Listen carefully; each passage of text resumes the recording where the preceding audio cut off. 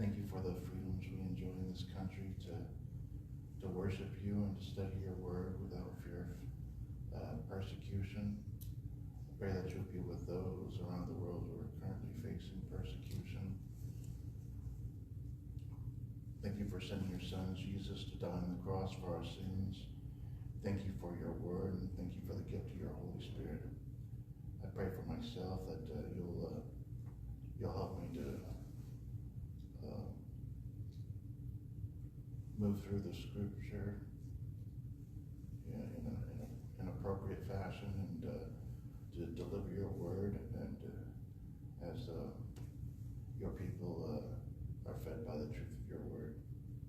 Help us to walk each day in the light, on the narrow path. In Jesus' name I pray. Amen. Amen. We're going to talk about truth, and we're going to use the scripture to do it, starting with the dialogue between Jesus and Pontius Pilate. That's in John chapter 18.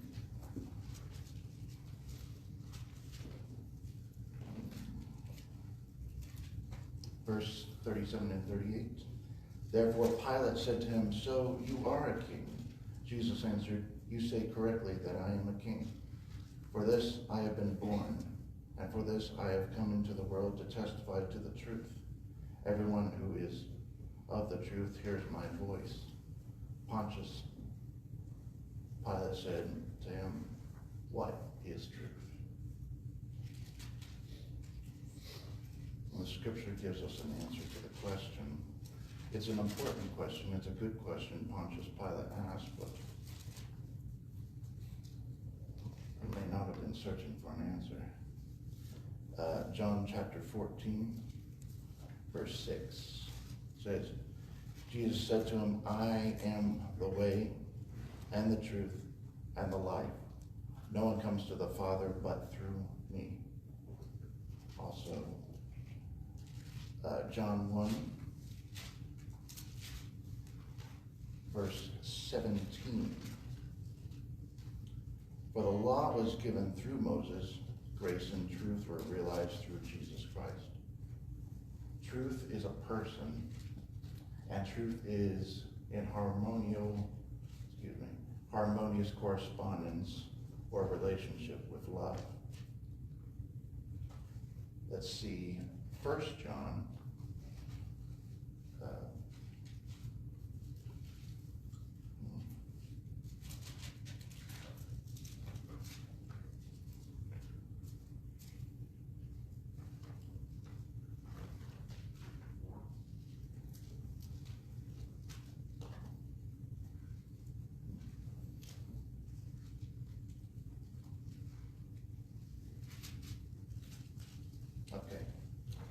chapter 4, verse 7 through 8.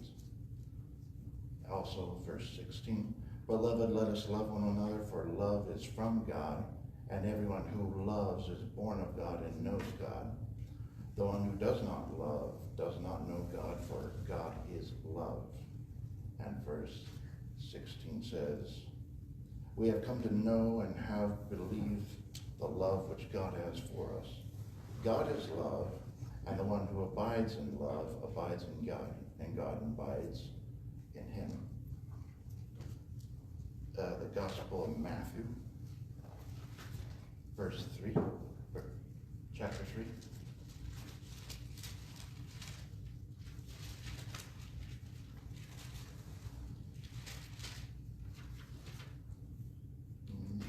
Verse 17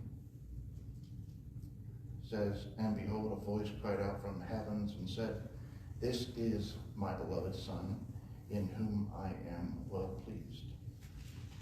And chapter 17, verse 5, still in Matthew.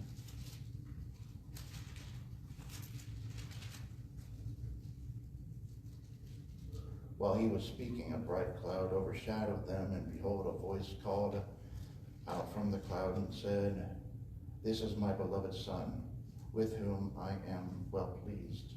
Listen to him.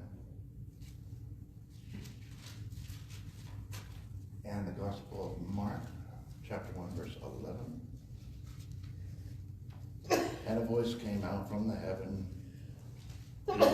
you are my beloved Son, in you I am well pleased. And chapter 9, verse 7.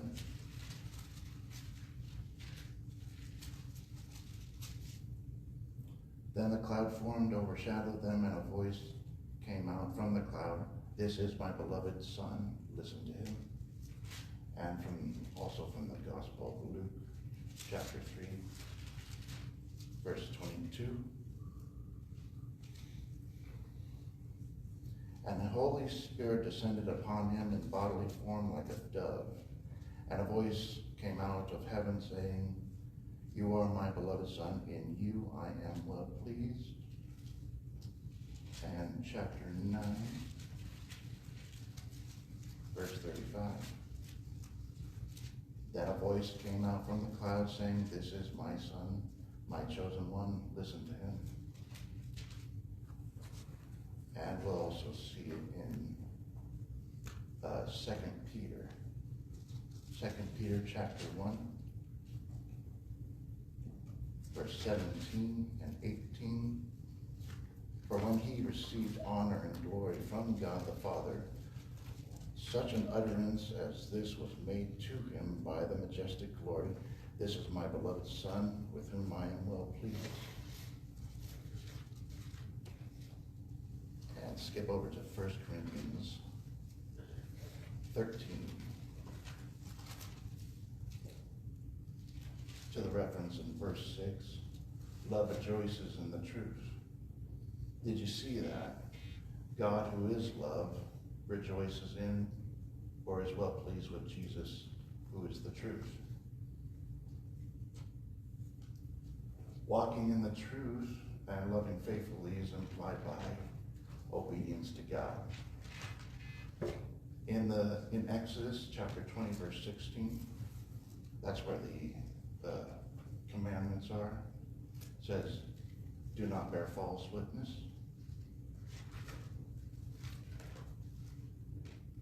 Let's go to Psalms 25.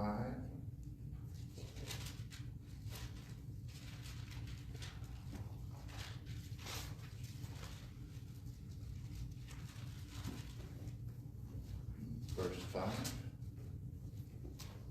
Take away the wicked before the king.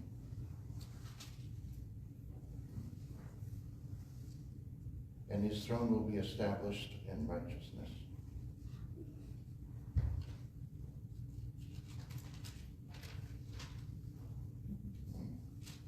That's the wrong verse. I'm looking for one that says, lead me in the truth. That's Psalm 25. What was that? Psalm 25.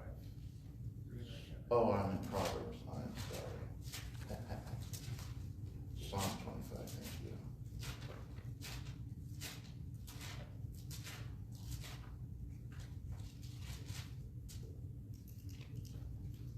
Yes, lead me in the truth and teach me, for you are the God of my salvation. For you I wait all the day.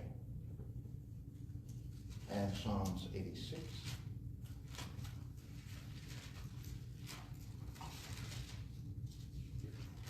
Verse 11 says, teach me your way, O Lord, I will walk in the truth. Unite my heart to fear your name. Psalm 119. Verse 160.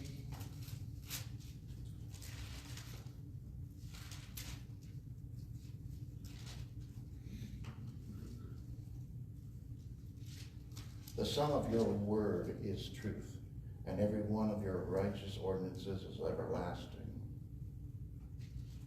Psalm 145, verse 18.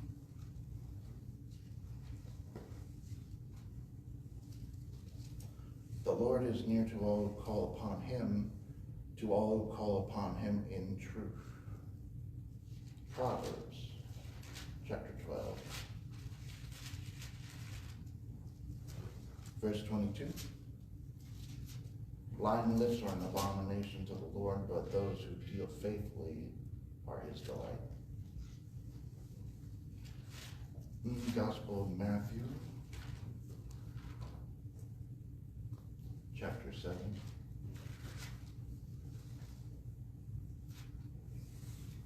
Verse 13. Enter through the narrow gate, for the gate is wide and the way is broad that leads to destruction, and there are many who enter through it. For the gate is small and the way is narrow that leads to life, and there are few who find it.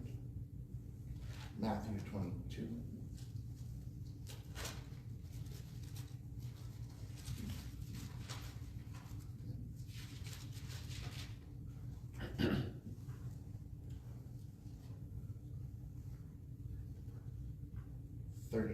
through 40.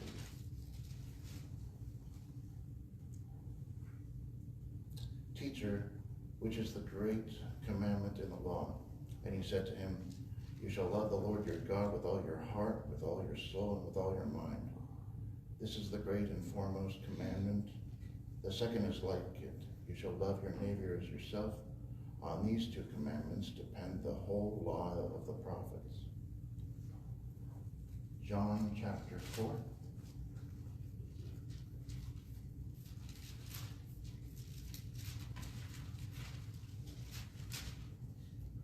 Verse 23 to 24. But an hour is coming, and now is, when the true worshipers will worship the Father in spirit and truth. For such people the Father seeks to be his worshipers. God is spirit, and those who worship him must worship in spirit and truth. John chapter 8.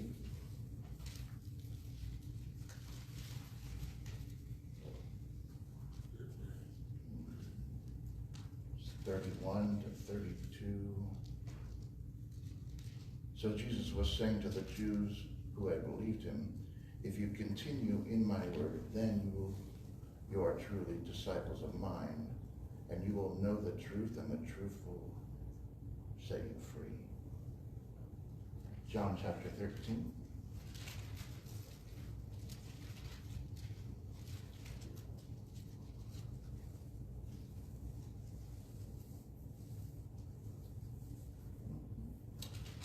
Verse 34 to 35. A new commandment I give to you, that you love one another, even as I have loved you, that you also love one another. By this all men will know that you are my disciples, if you have love for one another. John chapter 17, verse 17. Sanctify them in the truth, for your word is truth.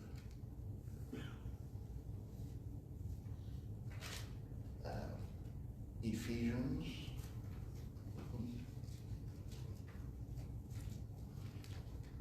Ephesians chapter 1.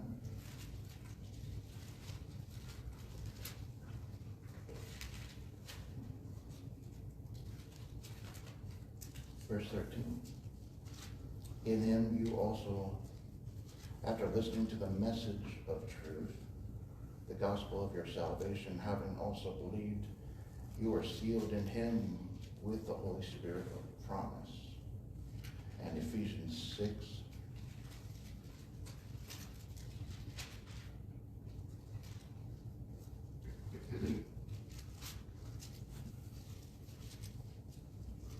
Says, stand firm, therefore, having girded your loins in truth, with the truth, and having put on the breastplate of righteousness. The truth sets free, the truth protects, the truth is the platform for which we worship in spirit. Walking in the truth is a commandment, and it's also how we avoid false witness and deception. 2 Timothy.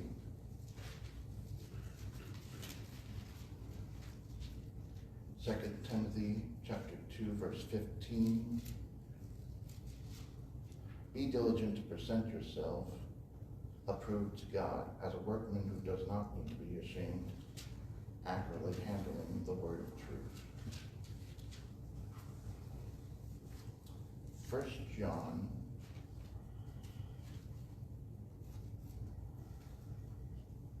three, verse 18 through 23.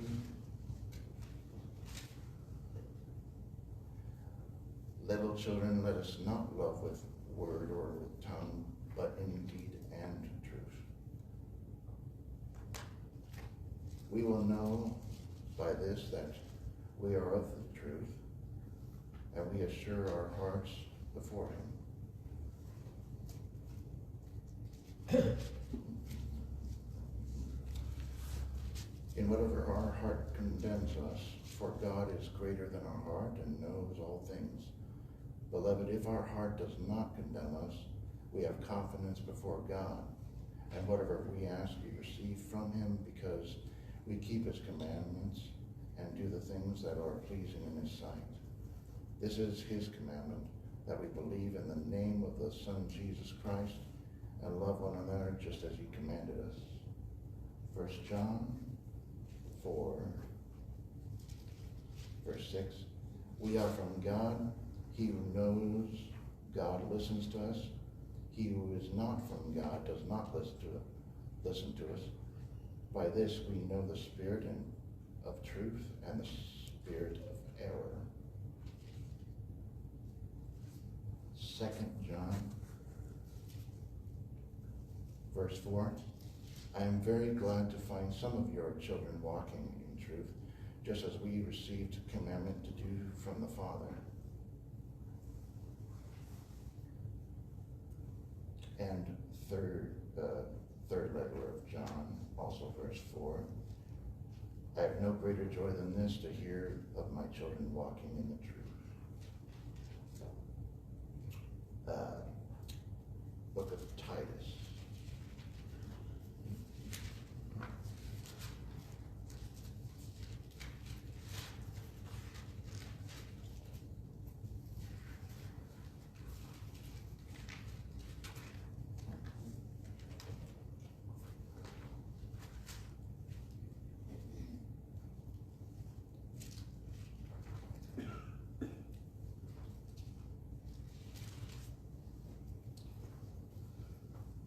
From the book of Titus, verse 1 through 2.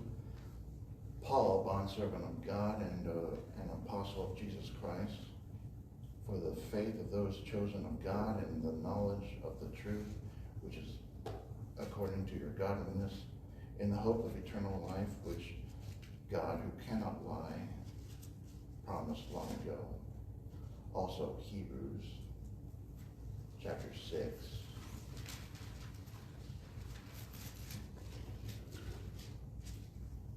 Says the same thing, so that by two unchangeable things in which it is impossible for God to lie, we who have taken refuge would have strong encouragement to take hold of the hope set before us. So truth, since it is impossible for God to lie, truth is non-contradictory. Truth is not subjective or relative, and does not correspond with that which is pragmatic.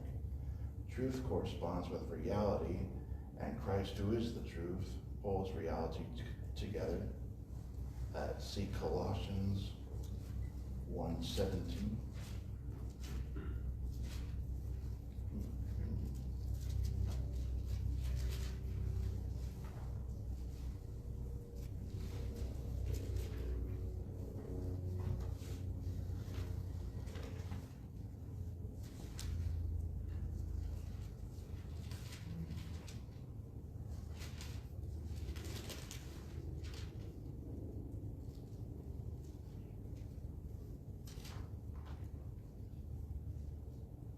Colossians 1:17 says, he is before all things, and in him all things hold together. All things hold together is a good description, I think, of reality. From the book of Romans, chapter 10.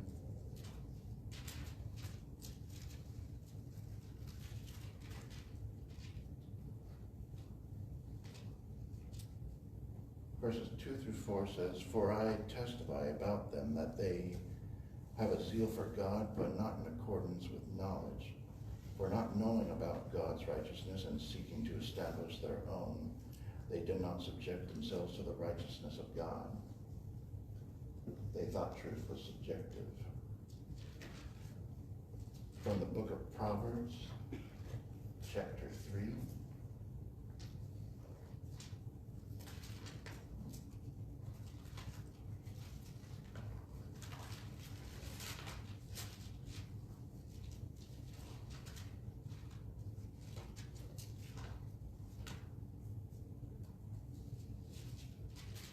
Proverbs chapter 3.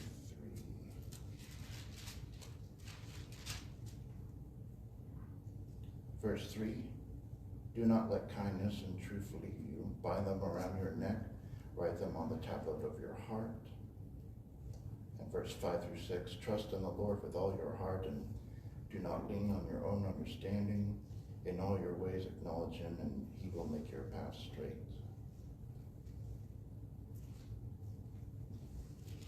Proverbs 14.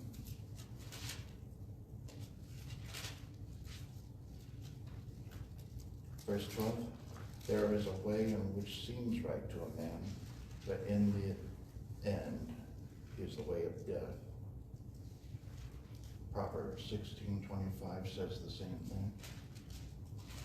Proverbs 18 verse 17, "The first to plead his case seems right until another comes and examines it." Isaiah 40.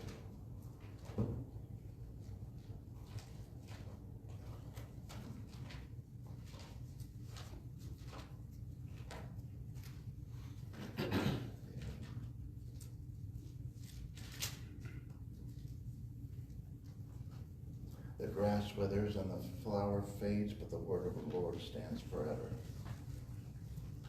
Also in 1 Peter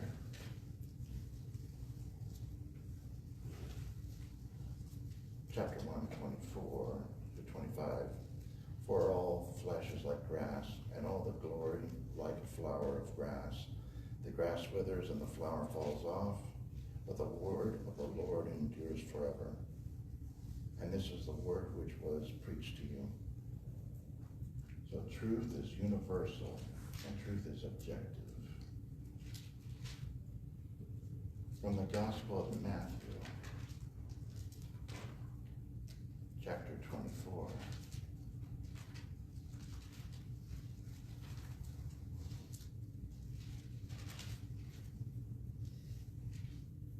"Truly I say to you, this generation will not pass away until all the things take place."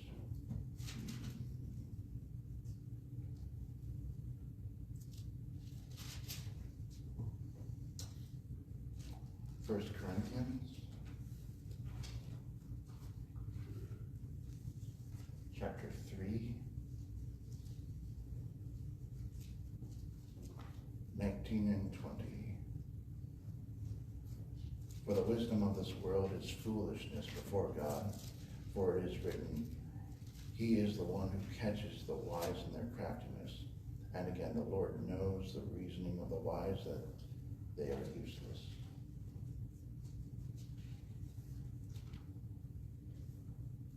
Truth is knowable and everyone has sufficient access to it. And wisdom and understanding is obtainable. Romans 1:20.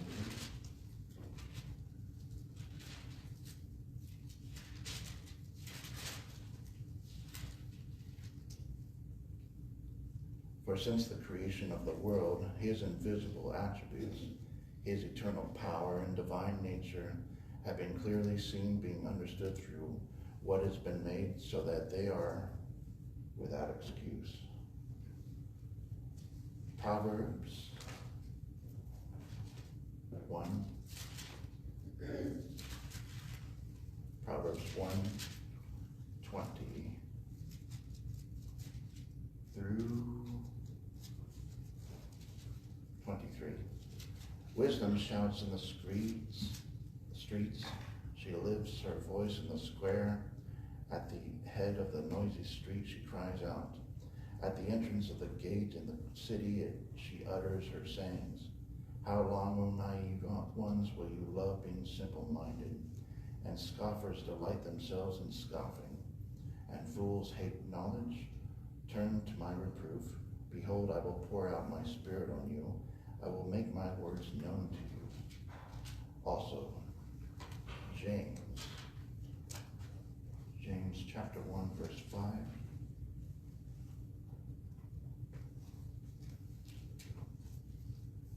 Some of you have that one memorized.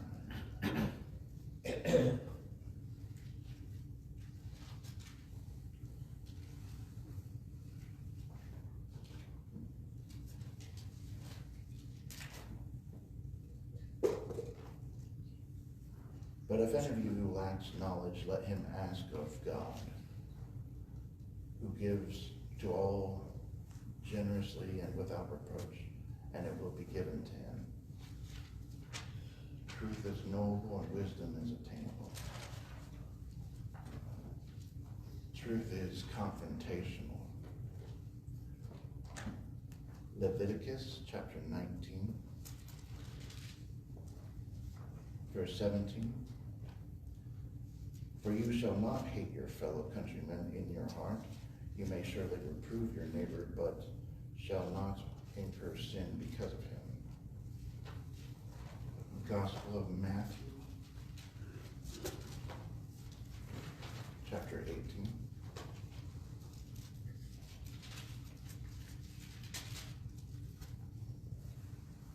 Verse 15 to 17. If your brother sins, go and show him his fault in private. If he listens to you, you have won your brother. But if he does not listen to you, take one or two more with you, so that by the mouth of 2 or 3 witnesses every fact may be confirmed.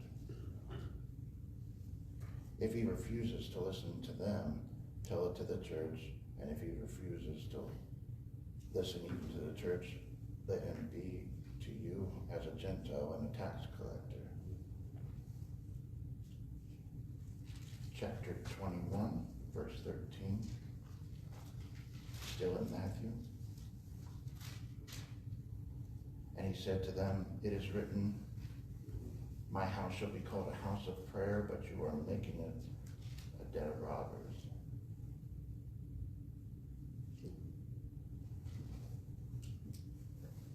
Chapter 23, verse 33.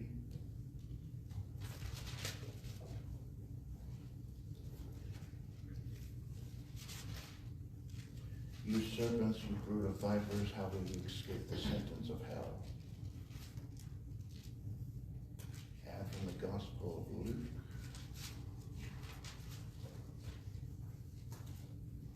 chapter 17, verse 3. Be on your guard. If your brother sins, rebuke him. If he repents, forgive him. Acts chapter 26.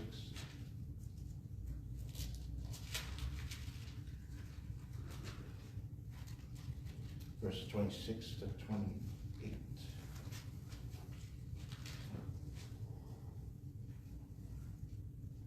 For the king knows about these matters, and I speak to him also with confidence, since I am persuaded that none of these things escape his notice.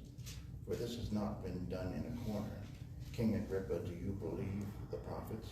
I know that you do. King Agrippa replied to Paul, in a short time you will persuade me to become a Christian. Galatians chapter 6.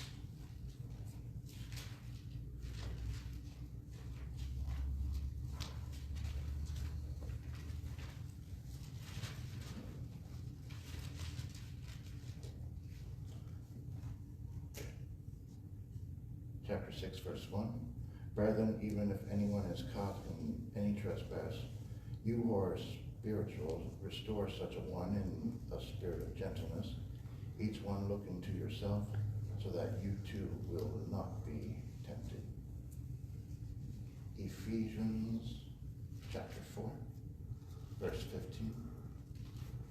but speaking the truth in love, we are to grow up in all aspects into him who is the head, even Christ. 2 Timothy.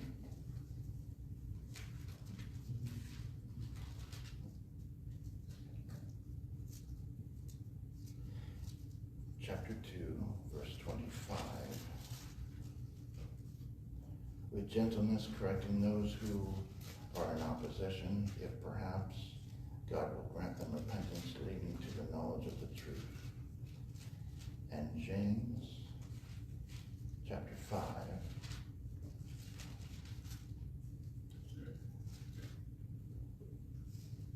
verse 19 and 20. My brethren, if any among you strays from the truth, and one turns back, let him know that he who turns a sinner from the error of his way will save his soul from death and will cover a multitude of sins.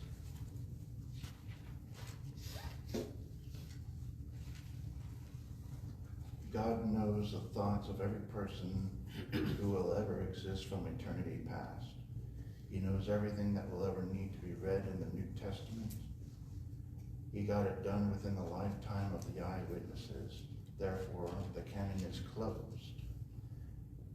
Churches put too much stock into personal testimony. I'm here to say you cannot out-testify the eyewitness testimony of the apostles, and your words are not greater than the Master.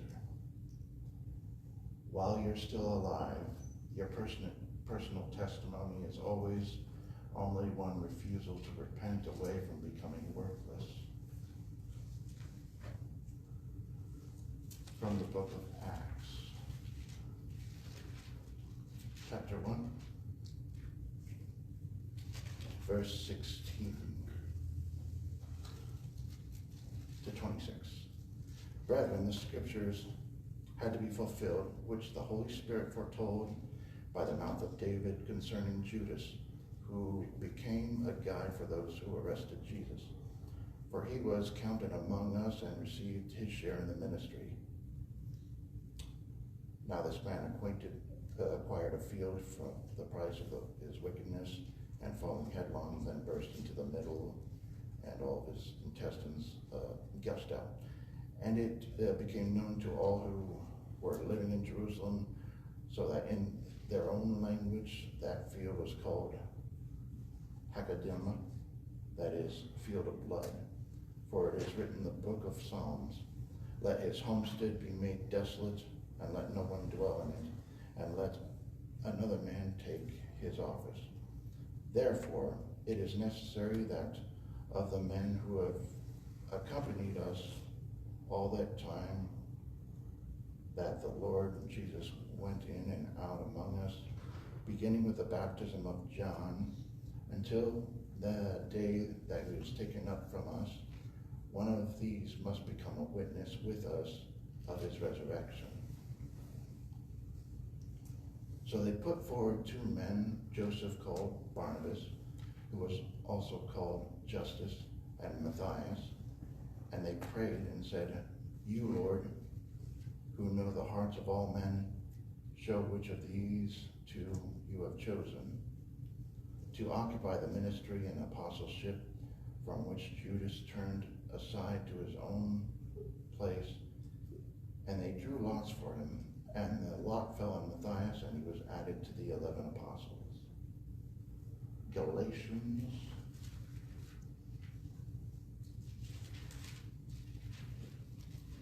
chapter 1.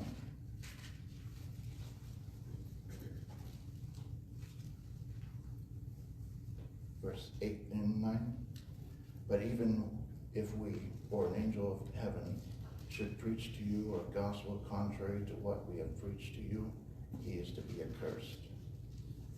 As we have said before, so I say again now, if any man is preaching to you a gospel contrary to what you have received, he is to be accursed. 2 Timothy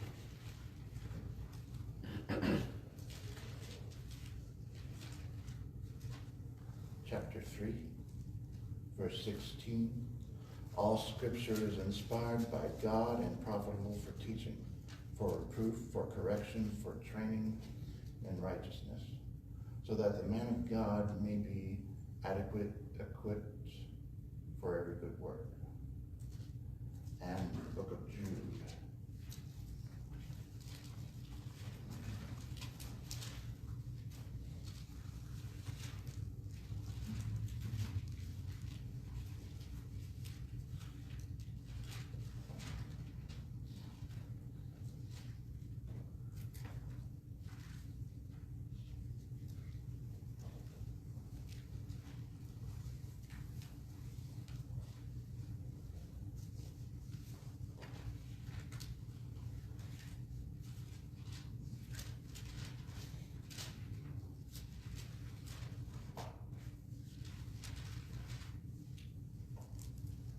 Okay, it's in between the John's epistles and Revelations. Chapter 1, verse 3, Beloved, while I was making every effort to write to you about a common salvation, I felt the necessity to write to you appealing that you contend earnestly for the faith which was once for all handed down to the saints. Once and for all applying completion and handed down in the past tense, meaning it's complete. From the book of Revelations, chapter 22.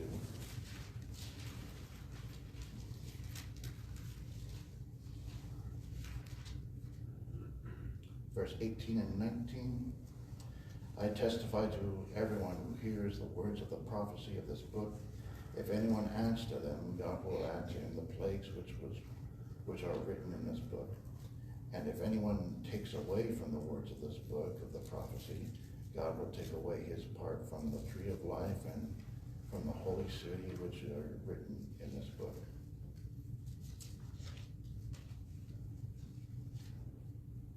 Don't want to do that. We began with the dialogue between Pilate and the Lord. Let's look at that again. It's from the book of John.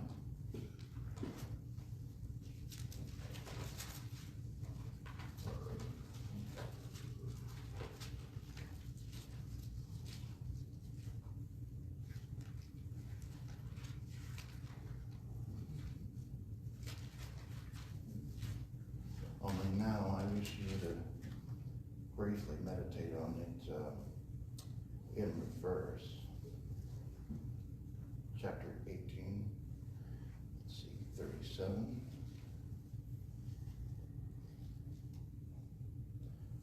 Beginning with the question, what is truth? At the end of 37, it would appear that the Lord preemptively answered the question.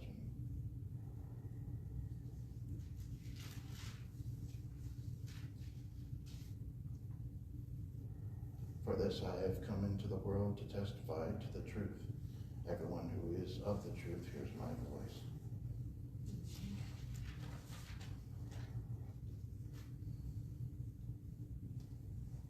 That's the lesson. Pray with me, please. Father God, thank you for your truth. Thank you for your word and for the gift of your Holy Spirit. Thank you for sending your Son, who is the truth, and for your love of him. Also reconciles us into a loving relationship with you. Thank you for each day as a gift. Thank you for family and for friends. In Jesus' name I pray.